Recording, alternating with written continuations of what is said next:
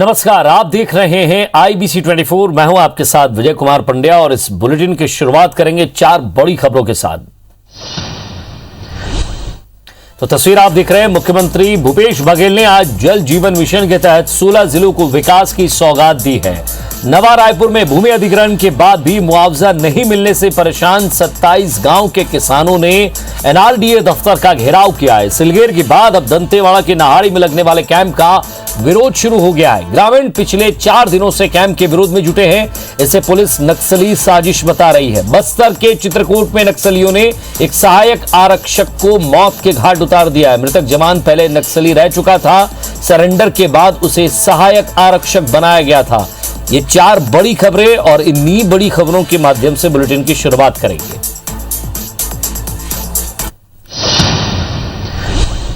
तो कांग्रेस ने पूरे देश में सर्वे कराकर कोरोना से मौत का आंकड़ा जुटाने की तैयारी की है और इसको लेकर छत्तीसगढ़ प्रदेश प्रभारी PL पुनिया, प्रदेश अध्यक्ष मोहन मरकाम ने वर्चुअल बैठक ली है। बैठक में छत्तीसगढ़ में कोरोना के बाद लोगों का हाल जानने के लिए 19,000 कस्बों में जाकर सर्वे कराने का फैसला लिया गया है। हर कस्बे में 10-10 कांग्रेस कार्यकर्ता कोरोना पीड़ित परिवार से मिलेंगे। एक एक कार्यकर्ता को 200 घरों की जिम्मेदारी दी जाएगी। ये कार्यकर्ता कोरोना पीड़ित परिवार का हाल जानने के साथ मौतों का आंकड़ा भी जुटाएंगे। प्रदेश कांग्रेस अध्यक्ष मोहन मरकाम ने कहा है कि कांग्रेस हमेशा लोगों के सुख दुख में उनके साथ खड़ी रही है। इस पर पूर्व मंत्री बृजमोहन अग्रवाल ने कहा कि कितनी ईमानदारी से कांग्रेसी आंकड़े सामने ला पाएंगे, इसमें संदेह है।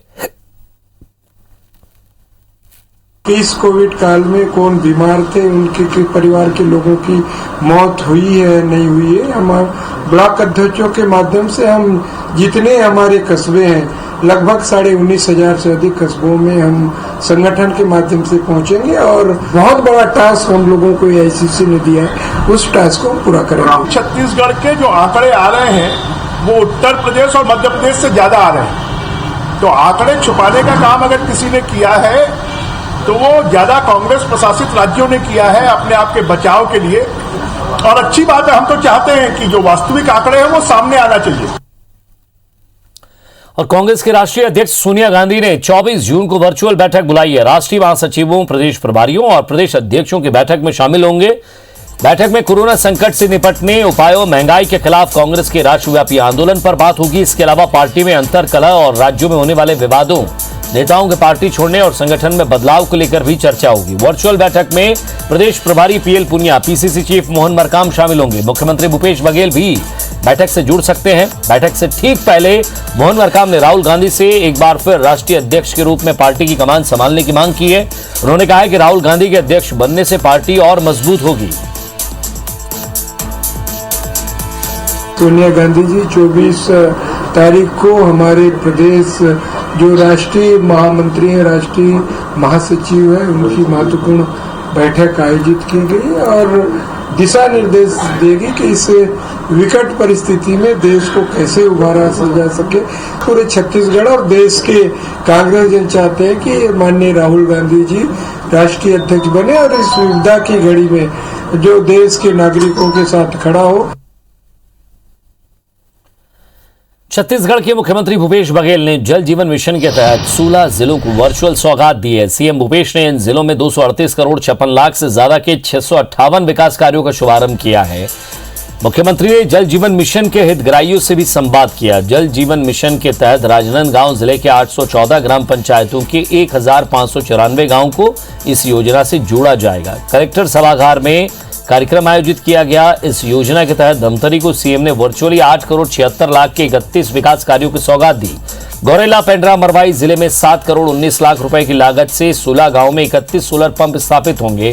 इस योजना पर प्रतिक्रिया देते हुए पूर्व मंत्री चंद्रशेखर साहू ने कहा कि राष्ट्रीय जल जीवन मिशन के तहत छत्तीसगढ़ को 12,500 करोड़ रुपए आवंटित किया गया है। इसके बाद भी छत्तीसगढ़ सरकार आज तक हर घर जल, हर घर नल पहुंचाने में नाकाम है।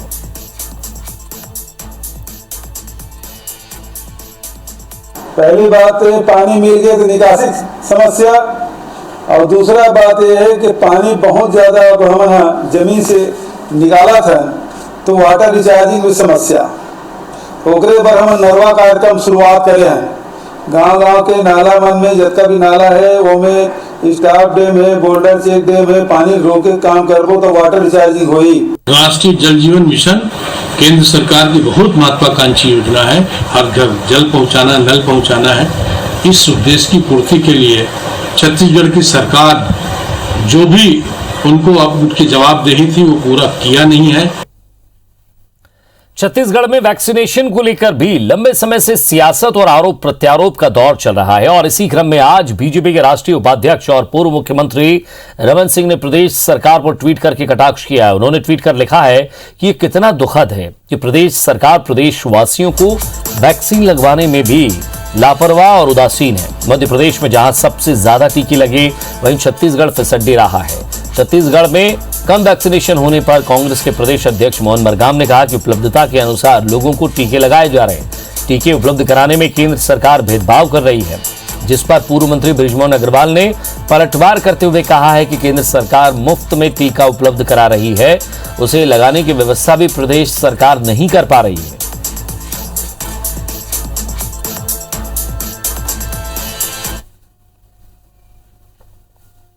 छत्तीसगढ़ में केंद्र सरकार वैक्सीनेशन उपलब्ध करा ही नहीं रहा है, जिसके कारण वैक्सीनेशन में जो आंकड़े हैं अन्य प्रदेशों की अपेक्षा कम जरूर है, मगर जैसे वैक्सीनेशन हमको मिलेगा हम हमारी सरकार सभी लोगों को वैक्सीनेशन करेगी। स्वास्थ्य मंत्री कहते हैं कि हमारे पास पर डे 3 लाख वैक्सीन लगाने की व्यवस्था है, तो उसके बाद में ये 25,000 वैक्सीन ही क्यों लग रही है, इसकी व्यवस्था क्यों नहीं हो रही है? पर जब पूरे देश में 1 करोड़ के आसपास वैक्सीन लग सकती है तो छत्तीसगढ़ में भी 2 से 3 लाख वैक्सीन पर डे लगाई जा सकती है। ये सरकार की अकर्मण्यता के कारण हो रहा है। और छत्तीसगढ़ सरकार के ड्रीम प्रोजेक्ट नरवा गरुवा घुरवा बाड़ी योजना में बीजेपी ने 100 करोड़ रुपए के भ्रष्टाचार का गंभीर आरोप लगाया। बीजेपी की ओर से पूर्व मंत्री बृजमोहन अग्रवाल ने आरोप लगाते हुए कहा है कि सिर्फ गौठान बनाने के नाम पर 100 करोड़ रुपए से ज्यादा का भ्रष्टाचार हुआ है।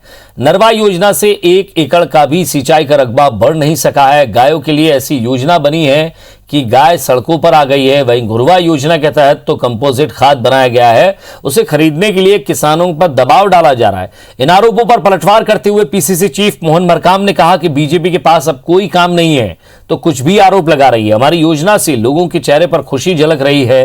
धान बेचने के बराबर लोग गोबर बेच रहे हैं और कमा भी रहे हैं।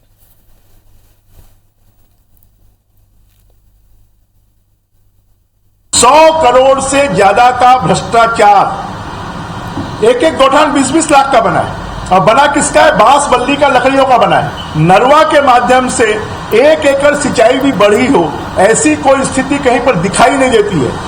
गरवा योजना में ऐसा लगता है कि इन्होंने गरवा योजना ऐसी बनाई है कि पूरे प्रदेश में सड़कों के ऊपर में जानवरों को खुला छोड़ दिया। 15 साल भारतीय जनता पार्टी की सरकार रही है, उनके ऐसे योजनाएं बनी, लंदन से न खाड़ी से डीजल मिलेगा बाड़ी से, लगभग 500 करोड़ रुपया पानी की तरह बहा दिए। क्या हुआ? हमारी सरकार आम जनता को फायदा मिलती है। अगर गोबर बेच रहे हैं तो उस गरीब के उसका चूल्हा जलता है। स्वास्थ्य मंत्री टीएस सिंहदेव ने भाजपा में जाने के सवाल पर कहा है कि जिनकी सोच में कमी है या दूसरा कोई काम नहीं है वही इस तरह की बयानबाजी कर रहे हैं। उन्होंने कहा कि मेरे तो रग रग में कांग्रेस है, जो 100 जन्म तक किसी और का नहीं हो सकता। टीएस सिंहदेव बिलासपुर जिले के दौरे पर आए थे। यहां उन्होंने बिलासपुर में 200 करोड़ की लागत से बन रहे सुपर मल्टी स्पेशलिटी अस्पताल का निरीक्षण किया। साथ ही अफसरों से गुणवत्ता के साथ काम जल्द पूरा करने के निर्देश दिए। आपको बता दें कि इस सुपर मल्टी स्पेशलिटी अस्पताल में neurology, nephrology, urology, cardiology, cardiothoracic, plastic surgery के साथ यहाँ शुरुआत होगी। इसके शुरू होने के बाद गंभीर बीमारियों के इलाज के लिए लोगों को बाहर नहीं जाना पड़ेगा। जिन लोगों के पास या तो सोच की कमी है या दूसरा काम नहीं है, वही ऐसा सोच सकते हैं भाजपा वाली बात। ये तो रग रग में कांग्रेस है। सक्रिय राजनीति में आदमी रहेगा नहीं रहेगा, किसी भी स्थिति में रहेगा, भाजपा का तो हो ही नहीं सकता। मैंने कभी कभी कहा भी 100 जन्म में नहीं हो सकता। हम लोग उस हद तक कांग्रेस की विचारधारा से जुड़े हुए अपने आप को महसूस करते हैं, लीडरशिप से जुड़े हुए महसूस करते हैं। बीजापुर और सुकमा के बॉर्डर पर बने सिलगेर कैंप का विरोध अभी शांत भी नहीं हुआ था कि अब दंतेवाड़ा के नहाड़ी में लगने वाले कैंप का विरोध शुरू हो गया है। ग्रामीण पिछले 4 दिनों से कैंप के विरोध में जुटे हुए हैं। स्थानीय लोगों ने रैली निकालकर एकजुटता का संदेश दिया। ग्रामीणों के विरोध को पुलिस ने नक्सलियों का षड्यंत्र बताया। पुलिस के माने तो नए सुरक्षा कैंप खोलने से क्षेत्र में सड़क, पुल, पुलिया निर्माण का कार्य, बिजली की आपूर्ति और दूसरी मूलभूत जरूरतों को पूरा करने में मदद मिलती है। सुरक्षा बलों के कैंप के विरोध को लेकर पीसीसी चीफ मोहन मरकाम ने कहा है कि बस्तर में नक्सलियों के पैर उखड़ते जा रहे हैं। ऐसी स्थिति में वो ग्रामीणों को आगे करके कैंपों का विरोध कर रहे हैं।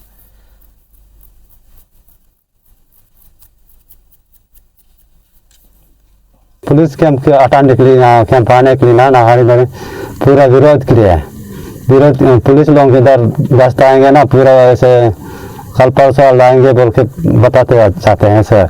कैंप को विरोध करने के लिए एक साजिश के तहत नक्सली द्वारा कार्य की जा रही है, लेकिन क्षेत्र की जनता द्वारा माओवादियों को ये असली चेहरा है जो विकास विरोधी या जन विरोधी चेहरा है, इसको देख लिया, जान लिया, पहचान लिया। इसलिए नक्सल की इस प्रकार का साजिश का किसी प्रकार का कोई असर नहीं पड़ेगा। नक्सली अब बौखला गए हैं, उनके एरिया कम होते जा रहे हैं, जिसके अपने अस्तित्व की लड़ाई लड़ रहे हैं, जिसके कारण कैंपों का विरोध हो रहा है। श्रीनगर तो एक उदाहरण है, परंतु पूरे ट्राइबल क्षेत्र में लगभग रोज ऐसे प्रदर्शन हो रहे हैं और उसका सबसे बड़ा कारण अगर कोई है तो सरकार के द्वारा असंवेदनशीलता है कि उनको जितनी संवेदनशीलता के साथ में इन सब मामलों को डील करना चाहिए, सरकार उनको डील नहीं कर पा रही।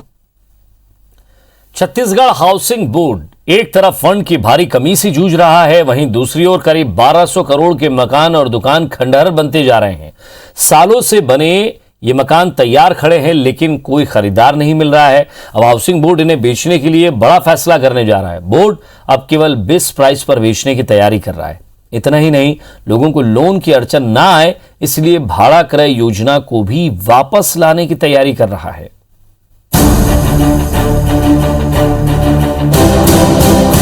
छत्तीसगढ़ हाउसिंग बोर्ड की बहुमंजिला इमारतें बन तो सालों पहले गई थीं, लेकिन आज भी इन्हें खरीदारों का इंतजार है।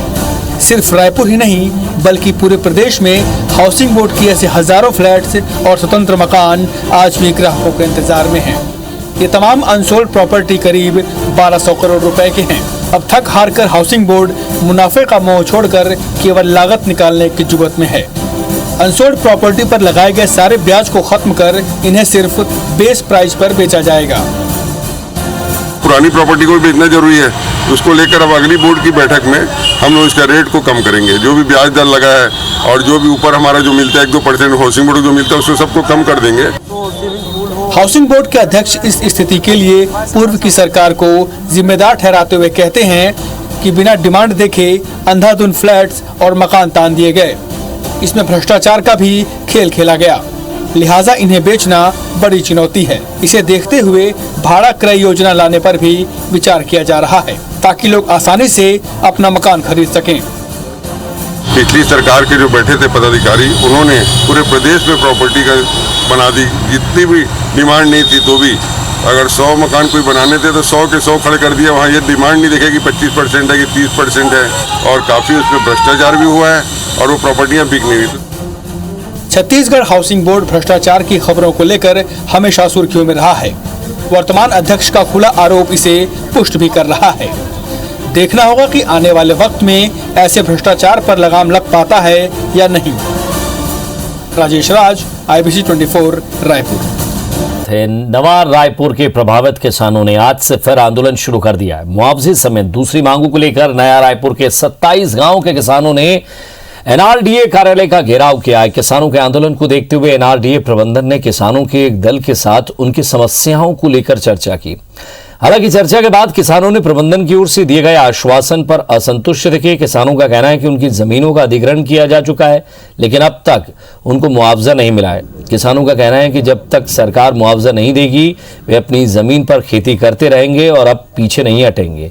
इस मामले में NRDA के लैंड प्रबंधक ने कहा है कि सरकार की ओर से किसानों को मुआवजा दिया जा रहा है। हमारी जो जमीनें हैं, अगर हम आज इस जमीन पे रोक लगी हुई है रोक लगने के कारण कई किसान ऐसे हैं कि कर्ज में डूबे हैं। तो अपने कर्ज को अगर मान ले जाए उनको अदा करना है तो एक ही चाह रहा है उनका जमीन बेच के अपने कर्ज का समाधान करे, छुटकारा पाए, लेकिन वो भी इसमें रोक लगा हुआ है। इसकी सुनवाई किसी भी प्रकार के एनआरडी के द्वारा नहीं हो रही है। इसके चलते हम लोग बाध्य हो गए हैं कि हमारी समस्याओं को जब तक नहीं सुनता, हमारी समस्याओं को जब तक निराकरण नहीं करेंगे, तब तक हम अपनी समस्याओं को लेकर के यहाँ बैठे रहेंगे। जमीन से जुड़ी समस्याएं हैं और उनको लगातार नवा रायपुर अटल नगर विकास प्राधिकरण के द्वारा उनका फॉलोअप हो रहा है। मुआवजा तो मिल रहा है। नहीं, हमारा जो लेयर 1 है जहाँ पे शहर बन रहा है 80 स्क्वायर किलोमीटर का, वहाँ पे हमारा शहर बसाने का काम जारी है। नगरनार स्टील प्लांट के कमीशनिंग पूर्व रिव्यू करने पहुंचे मेकान लिमिटेड के दल को स्टील प्लांट बचाओ संघर्ष समिति और श्रमिक यूनियन का विरोध झेलना पड़ा। संघर्ष समिति ने दल का विरोध करते हुए प्लांट में मजदूरों को भी अंदर जाने से रोक दिया। करीब 3 घंटे तक स्टील प्लांट में गहमा गहमी बनी रही। संघर्ष समिति के पदाधिकारियों का कहना है कि स्टील प्लांट के कमीशनिंग और रख रखाव की जिम्मेदारी रांची के मेकान को देने की तैयारी की जा रही है, जिसे लेकर एनएमडीसी प्रबंधन ने स्थिति स्पष्ट करने को कहा। संघर्ष समिति ने आरोप लगाया कि प्लांट के कमीशनिंग के बाद प्लांट के संचालन की जिम्मेदारी मेकान को दी जा सकती है। वहीं एनएमडीसी प्रबंधन का कहना है कि मेकान का दल रूटीन रिव्यू उन तक पहुंच रहा है। जल्दी श्रमिक यूनियन और एनएमडीसी प्रबंधन की बातचीत होगी। जिस तरीके से डीमर्जर और डिसइन्वेस्टमेंट की बात की गई थी, जिसके तहत एनएमडीसी को इस कंपनी का संचालन करना था, इन्होंने अपना डिसीजन को चेंज किया और मेकान के साथ इन्होंने इसके रखरखाव और कमीशनिंग की तैयारी शुरू की। हम चाहते हैं कि हम पहले सुरक्षित हो जाएं, उसके बाद प्लांट का जिस तरीके से भी संचालन हो। अभी बातचीत हो गया, वो लोग को चाह रहे थे कि फेडरेशन का अगर मैनेजमेंट का साथ में बैठक हो, तो उसी सिलसिले में ऑलरेडी बात हो गया। अभी वो लोग मान गए, हम लोग अभी जा रहे हैं अंदर में। और इसी के साथ फिलहाल इस बुलेटिन में इतना ही। नमस्कार।